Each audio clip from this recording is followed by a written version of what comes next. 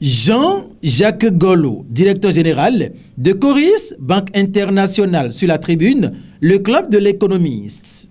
Ce jeudi 29 avril 2021, dans les locaux du premier quotidien économique au Bénin, l'économiste, le DG Coris Banque Bénin a d'abord, suivant les interrogatoires de l'animatrice, présenté cette structure bancaire et sa vision.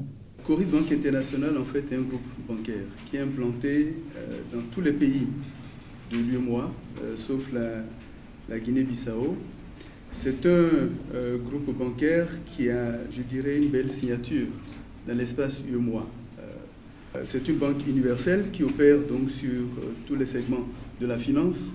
Nous avons été reconnus pour nos performances en 2018 et en 2019 par Wara, qui est une agence de notation, qui nous a accordé une note de BB+, et qui l'a réitéré une année plus tard, donc 2018 et en 2019. La vision de Coris Banque Internationale est d'être une banque de référence en Afrique, sur tout le continent. L'avènement de la pandémie de coronavirus et ses impacts sur les chiffres d'affaires de la banque était également au cœur des échanges. Cette pandémie nous a poussé à accélérer notre marche vers la digitalisation. Elle nous a éprouvés puisque nous avons dû renforcer notre plan de continuité des activités. Mais comme vous ne l'avez pas éprouvé, vous ne pouvez pas dire que vous êtes résilient. Donc cette pandémie a eu cette conséquence, cet impact sur nous. Autre conséquence positive, c'est quand même une optimisation de nos dépenses de déplacement. Sur la ligne transport, on est moins sortis, les DG ont moins voyagé. En tout cas, pour ce qui nous concerne, on a eu cet impact positif. Les inconvénients, pour nous, ont porté sur 3 points.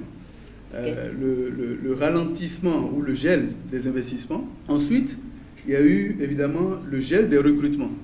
Et le 3e point, c'est une explosion ou une augmentation substantielle des dépenses d'exploitation liées à la protection des clients et à la protection du personnel. Une situation qui n'a empêché Coris Banque Bénin de faire un bilan appréciable. On peut dire que le bilan est positif parce que premièrement, nous avons pu rentabiliser chaque exercice financier depuis le premier exercice de 2017. On a pu rentabiliser chaque exercice.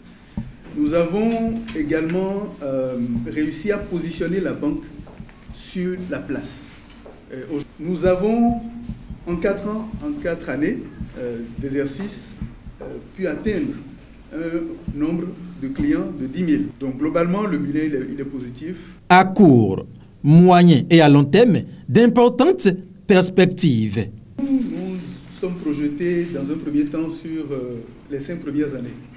Donc, nous arrivons à terme en décembre 2021 et l'objectif, c'est de rester parmi les 5 premières banques.